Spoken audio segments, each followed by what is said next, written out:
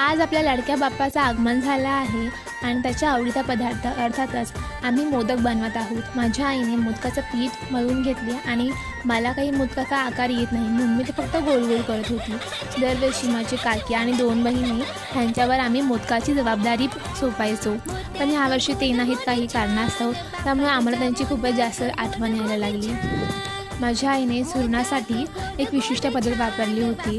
तिने ओलं जे खोबरं असतं आपलं ते गरम पाण्यामध्ये वाफवून घेतलं होतं, म्हणजे त्याच्या साली आपोआपच निघतात। मग ते मिक्सरला वाटून घेतलं, ज्याच्यामुळे किसायची काही गरजच नाही आहे।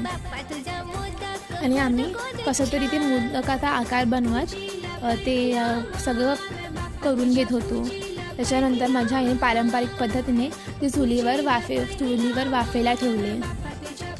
आकार काहीही असू दे, पण त्याच्या आतला जो गोडवा होता तो खूपच चविष्ट होता।